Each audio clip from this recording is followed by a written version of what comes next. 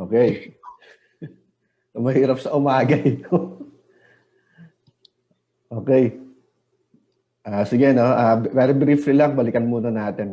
Good morning again, no? Very briefly lang, balikan lang muna natin what we have covered na meeting. Okay, again, going back, ano ulit yung mga concepts that we tackled, attended to the social groups. And sabi natin, among many social groups, we have tatlo lang naman, di ba? We have the primary, secondary, and the reference group. And then under reference group, we have two types, the out group and the in group. Again, pag sinabi nating out group, what do you mean by out group?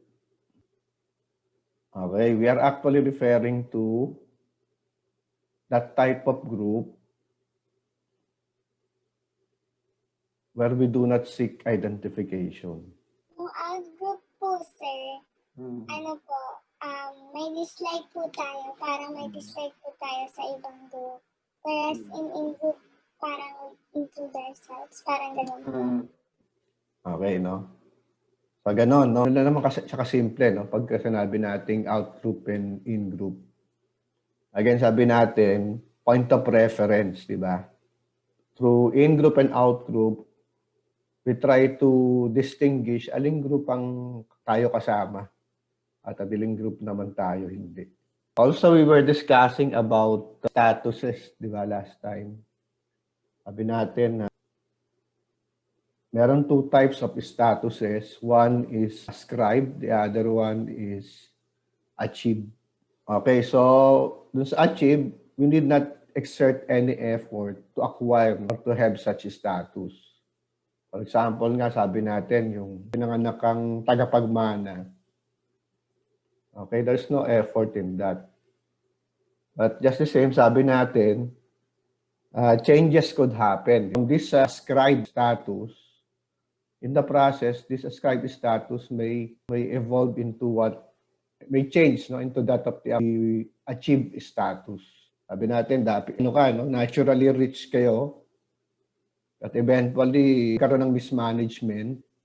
Then from the ascribed status of being rich, you may end up having yung achieved status oppositely of being poor naman. Pero na tayo idadagdag muna before we proceed dun sa further discussion on kinship. Opposite statuses, we have what we call roles.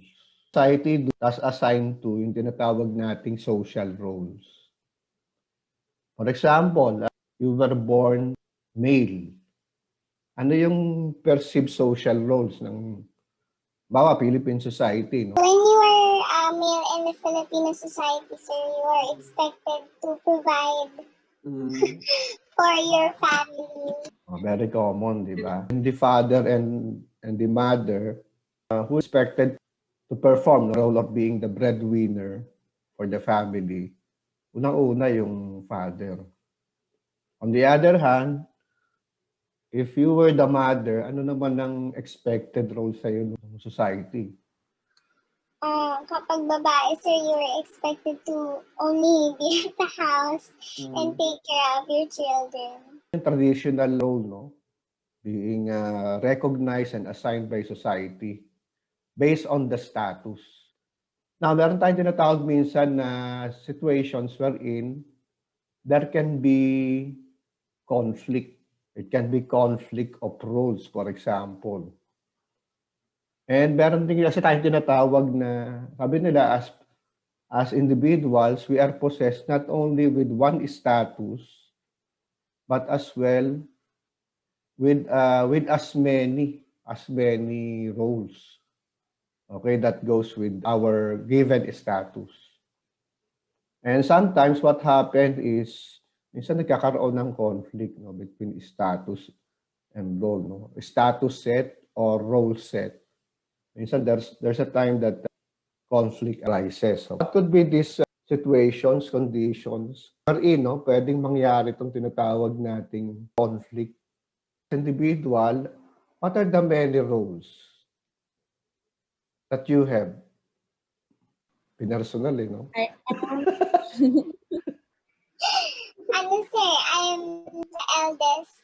So, I have a role, di ba sir, ganun yun. Okay, no? So, doon muna tayo, no? Let's try to look into the many statuses. For example, that goes with you, no? As an individual. In terms of status, yan, sinasabi mo, you may be part of the siblings. Another status, aside from being a child, you may as well be a student. Pwede ka rin kaibigan, di ba? O marami. And there are instances wherein, out of these many roles, nagkakaroon ng tinatawag nga nating conflict.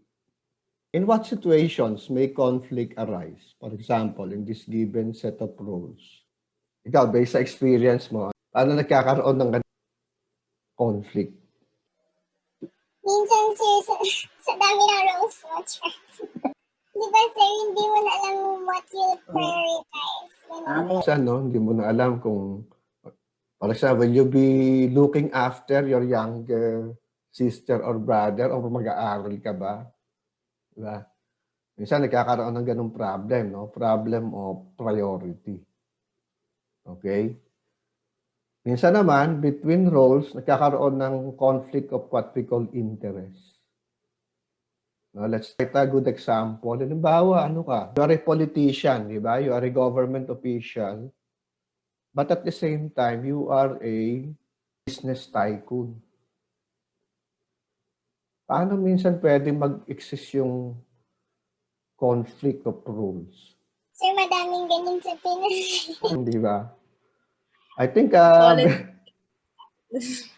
very good example, I think we can give yung case ni Senator ba? Imagine, ang kanyang role is, he is assigned, no? I think as a DAR, diba? He was given the role to head, no, yung Department of Agrarian Reform. Now, ang problem dito is, aside from being a senator, she's holding, no, one of the top posts in the government. Ang problem is, aside from that, developer din kasi ang mga. Your role supposedly is to take the cost of the farmers, for example, agrarian reform, how to realize yung long dreams of farmers of tilling, no, lands of their own. Ang problem sa kanya kasi, landlord din siya, no? He is both landlord and real estate developer. Diba? So, ganun ang problem. Business is very much engaged in converting agricultural lands into subdivisions. Diba? So, sir, ba't siya yung in-assign? Diba? Ang ironic. Ang ironic nga di ba? I remember there was even this time, I think it was Senator he was questioned on some of the projects, no? Primarily when it comes to road construction. Wala namang masama magpatayo ka ng mga roads. Diba? What was observed by some critics, yung mga roads na pinapatayo niya is leading dun sa mga subdivision na, na pinatayo niya, di ba? And naturally, what would be the impact of such road projects? Tataas yung value nung property, di ba, na tinitinda mo.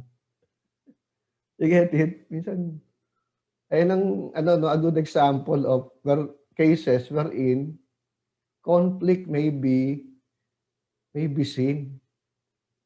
Diba? Yung mga ganun, no?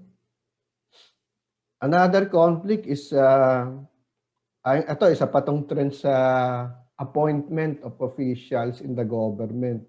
You would notice na paparami ng paparami ang mga individuals being appointed in the government, lalo na during this time of the administration of Duterte. Ang background ay mostly coming from the ranks of the military. Now, saan papasok yung conflict doon? Pag ikaw kasi ay government official, ang main obligation of the government is number one, protection of human rights na tinatawag natin. No? Ang problem, kapag ka ikaw ay coming from the ranks of the military, ano ba ang nature ng background mo? Ang nature ng background mo is more on ano, di ba? On wars, di ba? Eh, kapag ka sinabi mong government kasi, dapat, no, number one, you have high regard, no, sa democratic processes. Eh, sa military kasi, di ba, ano bang moral code sa military? Obey first before you complain. So in short, there is no sense of democracy, no, within the military bureaucracy. Tapos ikaw ngayon, after you resigned or retired, no, from military service, i-appoint ka ngayon as official, no, ng civilian government. Kaya you would notice, yung iba, they cannot handle criticism. Bakit? Kasi ang very orientation to which they were trained is yung ganun nga, no, yung hierarchy ng military, di ba? Wherein ganun ang discipline, no? Hindi ka pwede magsalita, no? Sumunod ka muna. Obey first before you complain, or in essence, wala masyadong democratic process within the military hierarchy. Okay? Ano pa? Yung meron pa isang motto ang military, no? Yung what you see, what you hear, when you go, leave it here. Secrecy, di ba? But when you are holding public offices, kabaliktaran ng secrecy yung dapat na motto. It should be transparency. Diba? Ultimo 5 ginastos nung office nyo, dapat transparent. Diba? Get the idea how roles and statuses may come into conflict. Okay? Yan, very important yan, no? Okay, so clear na tayo with that. Kaya yung iba, kaya minsan may mga tinatawag tayong ano, no? Kaya yung ibang mga politicians, actually, they seek the assistance of yung mga firms engaged in image management of images, especially during time of election. Diba? Kaya lang minsan, di ba, they try to project, for example, a given candidate, minsan as makamasa, di ba? In order to solicit the votes of the public. Kaya lang minsan kasi kung ano yung natural sa'yo, yun. Di ba? Minsan hindi mo pwedeng i-fake eh. Halimbawa, let's take a look at Mar. Ano yung biggest fail sa campaign ni Mar? Yung hiner niyang image consultant, pinilit si Mar i-project yung sarili niya as makamasa. And ano yung result? Disastrous.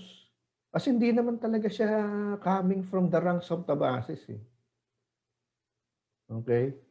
Halimbawa, meron silang political ads na pinapakita si Mar Rojas na tumutulong sa pag-aayos ng mga sirang silya sa isang school. Nagpupukpok ng nagpapako, no, si Mar Rojas. Ang problem, nakakatawa yung image that were presented. Kung ito yung martilyo, saan yung hawak ni Mar Rojas? Dito yung hawak ni Mar Rojas sa martilyo. Kumbaga, kitang-kita mo na peki, di ba? Kitang-kita mo na hindi marunong doon sa ginagawa niya. They overdo, no, yung projection kay Mar Rojas. Kaya no wonder, talagang kulelat siya, no, pagdating doon sa election. Okay?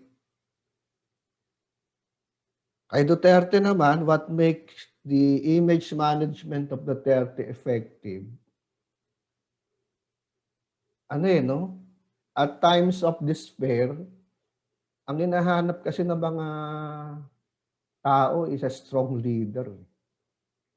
And Duterte has effectively and efficiently projected himself as such an alternative. Totoo man o hindi. But his team was able to project Duterte as such. Kaya very important din yung management na tinatawag natin. Hindi lang management of time, but even of, tinatawag natin, images. Okay? Kasi kung ano yung image mo, it follows yung reception sa'yo ng mga tao. Okay?